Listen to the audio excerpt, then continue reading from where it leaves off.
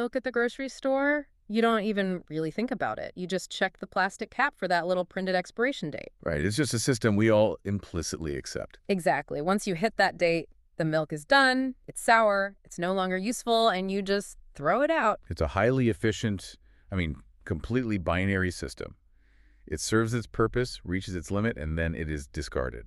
But today, in this deep dive, we are unpacking a really fascinating stack of ancient texts and geopolitical case studies to figure out why society took that exact same concept and, well, applied it to you. Yeah, to human beings. Right. What if I told you that you actually have an expiration date stamped on you right now? We call it retiring at 65. Which is wild when you actually break it down. It really is. We treat it like it's this natural, biological, human life stage or, some kind of moral reward for a lifetime of hard work. But the mission of our conversation today is to pull back the curtain on this, because the concept of retiring at 65 is actually a massive historical conspiracy. It truly is one of the most successful psychological illusions of the modern era. We accept it as a universal law of nature, but the age 65 retirement timeline is entirely artificial. It's totally made up. Exactly. It is a political tool, and it was invented by the German Chancellor Otto von Bismarck back in the 1880s. Okay, wait, let's stop right there and unpack the mechanics of this, because Otto von Bismarck, the Iron Chancellor, right, he wasn't exactly sitting around trying to design the ultimate golden years for the working class. Oh, absolutely not, no. So how did a deeply conservative, aristocratic leader end up creating what basically looks like a massive social welfare program? Well, to understand that, we have to look at the immense pressure Bismarck was under in a newly unified Germany. This was the height of the Industrial Revolution, and he was facing a very real threat. Which was what, exactly? A burgeoning Marxist revolution. The Social Democratic Party was gaining massive power and popularity among the working class. Who were, I'm assuming, enduring pretty brutal conditions in those factories. Oh, horrific conditions. So Bismarck needed a geopolitical pressure valve. He needed a maneuver to pacify the masses and neutralize the socialist threat. He famously called his strategy state socialism. Which sounds like an oxymoron for him. It was, but it was brilliant. Essentially, he co-opted the socialists' appeal by having the state provide just enough security to keep the workers loyal to the empire. So it was just a tactical bribe. Exactly. In 1881, he initiated the process that eventually led to the Old Age and Disability Insurance Bill. But here's the critical mathematical detail. That's the crazy part. Right. Bismarck originally set the retirement age for this state pension at 70. At 70? Yes. He later faced pressure, and the age was eventually lowered to 65. But you have to remember, in the late 19th century, the average life expectancy for a factory worker was around 40 years old. Wow. So the math was completely rigged. Entirely rigged. The state was promising a pension that they knew the vast majority of people would never live long enough to collect. It was economically brilliant and entirely cynical. But beyond pacifying the socialists, it solved a very specific industrial bottleneck. Which was getting older people out of the way. Precisely. Factory workers were aging, they were slowing down the assembly lines, taking excessive sick days, and causing unrest among the younger, faster, more profitable men who were demanding jobs. Oh, wow. Yeah. The pension was a mechanism to gracefully shuffle those aging, slower factory workers off the assembly line to make room for cheaper, faster labor. So it literally is an expiration date stamped on a factory part. That's exactly what it is. Let me speak directly to you, listening to this right now. If you are approaching your 50s or 60s, society has conditioned you to believe that at 65, you get to go on this perpetual self-indulgent vacation. But you aren't resting. You are stuck in a 140-year-old industrial trap designed for 19th century factory workers. It was a political maneuver to stop a socialist uprising and speed up manufacturing, not a divine mandate for how you should spend your later years. And that is the trap we want to dismantle today. Because if the 65-year retirement is a modern political lie, we need to ask what the alternative is. Right, like what's the actual blueprint? Exactly. What is the actual historical and philosophical blueprint for our later years? For that, we turn to one of the ancient frameworks in our session today. It's the Levitical Mandate, found in the historical text of Numbers, chapter 8. I am fascinated by this because, when we look at the ancient Near East, they didn't have assembly lines, but they had incredibly intense labor structures. They did. In ancient Israelite society, the Levites were the tribe dedicated to the service of the tabernacle. And this was not light work. Right, this wasn't just sweeping the floors. No, the tabernacle was essentially a massive portable fortress. It was made of heavy timber, bronze bases, layers of animal skins. It was grueling, physical, manual labor to dismantle, carry, and reassemble this structure across the wilderness. That sounds exhausting. But the ancient text outlines a very specific regulatory framework. At the age of 50, the Levites were legally required to transition out of their heavy labor roles. Wait, I want to clarify something here, because if I'm listening to this, I might be thinking, are you saying the goal is to just keep carrying heavy tent poles until I drop dead? Because that sounds awful, and frankly, I want a break. No, that is the genius of this ancient framework. The text explicitly states that at age 50, they shall serve no more in the heavy labor. Okay, good. But God didn't tell these leaders to just stop and disappear into a life of endless leisure. He promoted them. Promoted them. Yes. The historical text reveals a profound identity shift. They transition from manual muscle to spiritual guard duty. Muscle to guard duty. I mean, that completely reframes the conversation around aging. It really does. The text instructs that they were to assist their brothers by keeping guard. In an ancient societal context, guard duty meant mentoring the younger Levites, providing crucial oversight, Making sure things were done right. ensuring complex procedures were followed accurately, and offering intellectual and spiritual protection for the community. It is a philosophical shift from compensation-driven physical labor to contribution-driven wisdom. You graduate. Yes. The design is that you graduate from the workforce into a role of supreme influence. You aren't expiring, you are being elevated. Modern culture tells us that at 65, your usefulness is basically over and you should just, I don't know, go play golf and quietly fade away so younger people can take your place. But this ancient blueprint argues that your later years, your third age, are actually when you are most valuable to society. You have the institutional memory, the vigilance, and the accumulated wisdom to protect the community. It highlights the difference between a career and a vocation. A career is a sequence of jobs you do for pay, often tied to your physical or intellectual output in a specific season. But a vocation is a lifelong calling. You might retire from the physical exhaustion of your specific career, but you never retire from your vacation. Your ultimate value isn't measured by clock time productivity on Bismarck's assembly line. No, it's measured by the wisdom you distribute on guard duty. Exactly. But here is the practical flaw we have to tackle.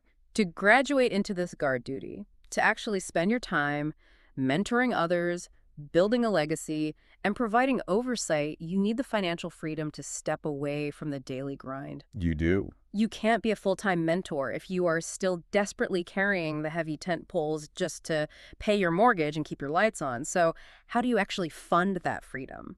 To answer that, we look at another text detailing what is arguably the world's first successful geopolitical economic strategy. Oh, I love this one. Yeah, the Joseph administration in ancient Egypt, recorded in the book of Genesis. Okay, yes.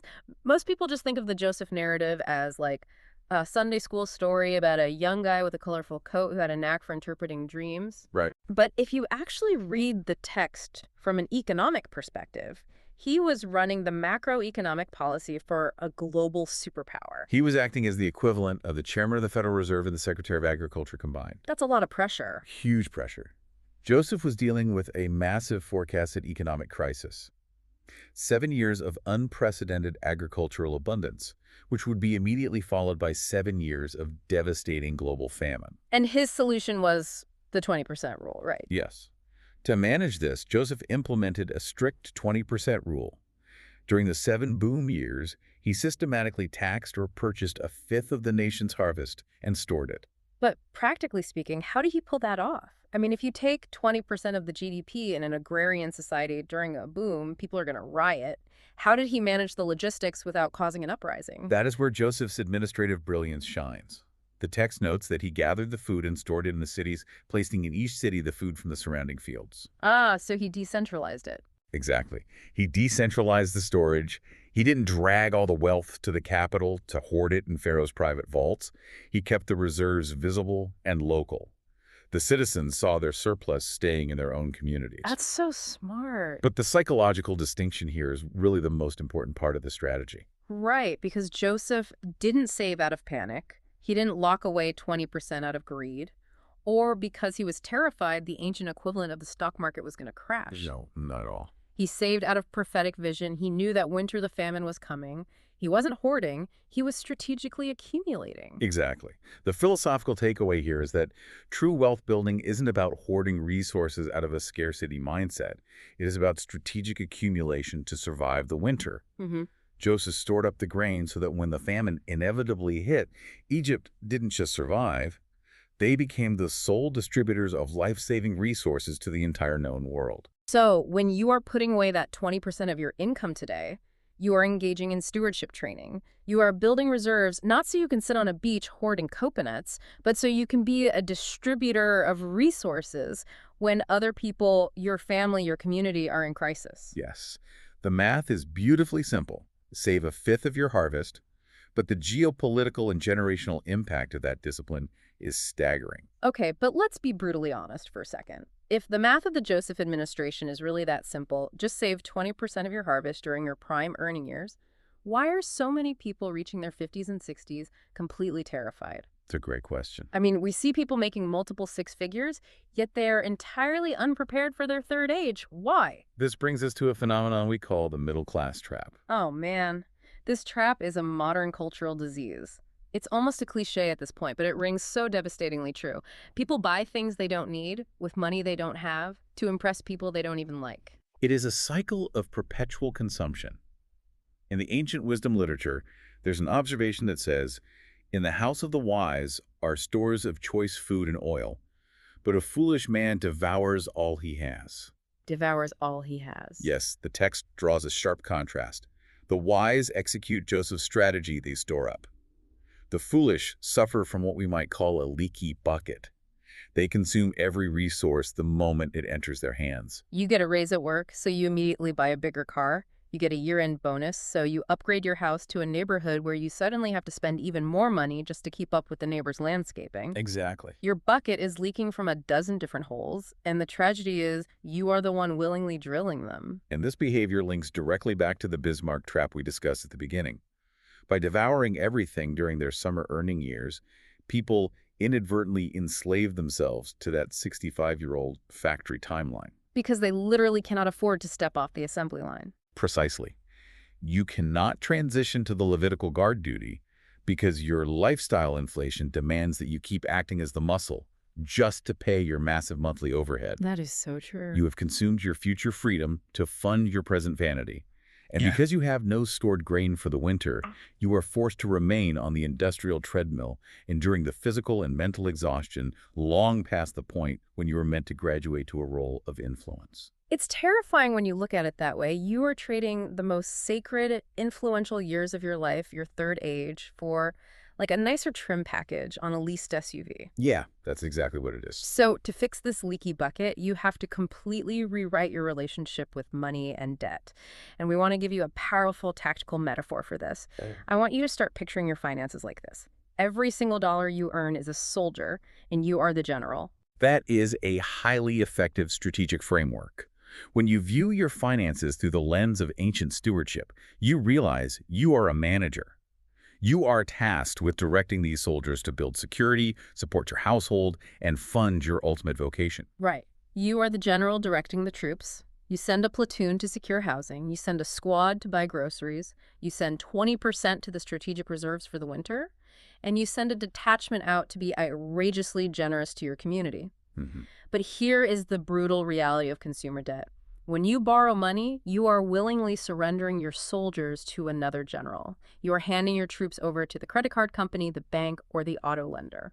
And this brings in another piece of ancient wisdom, the idea that the borrower is slave to the lender. We need to look closely at the language here. Let's unpack that. In the ancient Near East, there was a concept known as ebed, which translates to servant, or more accurately, slave. In ancient economies, if you could not pay your debts, you entered into debt peonage. You literally sold your physical labor to the creditor until the debt was paid. So you completely lost your agency. Entirely. And while modern bankruptcy laws prevent literal physical slavery today, the mathematical reality of ebed remains intact. Wow. When your soldiers are fighting for someone else's army just to pay off compounding interest, you lose your financial agency. You become an ebed to the financial system. But wait, let me push back on this a little bit, because if you spend 5 minutes on financial social media, you hear a totally different narrative. Sure. What about, smart debt? What about using other people's money to get ahead, leveraging loans to build a massive real estate portfolio faster? Isn't that just sophisticated finance? I understand the mathematical appeal of leverage. I really do. But if we are looking at the foundational philosophies of these ancient texts, I have to shut that argument down, warmly but firmly. So there's no loophole. No. The historical framework does not carve out a footnote for being smarter than the system. The fundamental philosophy is about agency and risk. Debt inherently limits your future decisions. Okay, that makes sense. Every debt you take on is a legal commitment that obligates your future resources.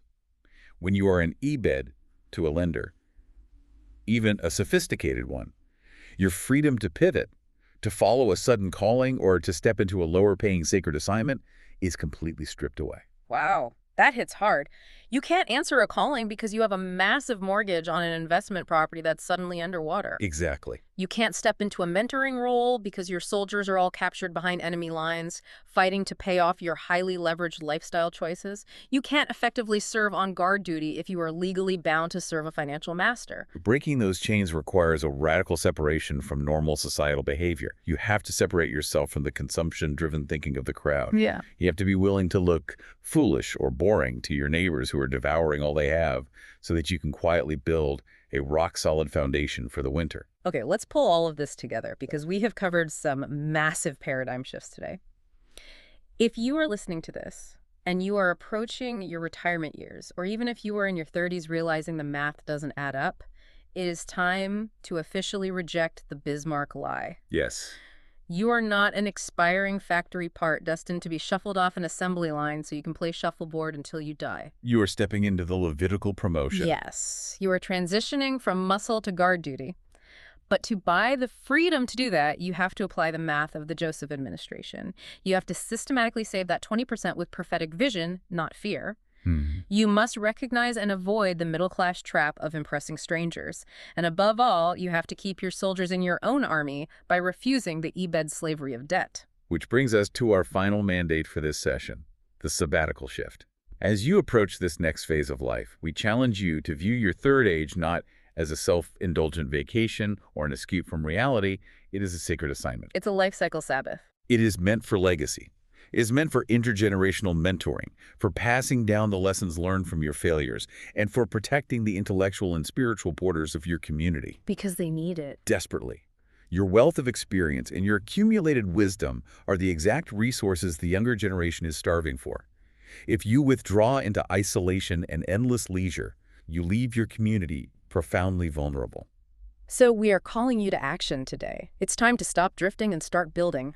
We want you to officially begin your 8-year journey to financial and spiritual freedom. Direct your attention to the show notes and download the Year 1 Rock Foundation checklist to get started immediately. Yes, get that checklist. Set your targets, start tracking your dollars, separate yourself from the herd, and begin commanding your soldiers with absolute purpose. And as you begin this journey to buy back your freedom and step into your third age, I want to leave you with one final provocative thought to mull over. Hey, lay it on us. We established that in 1889, Chancellor Bismarck invented the 65-year retirement timeline to manage a specific demographic crisis and pacify a restless population.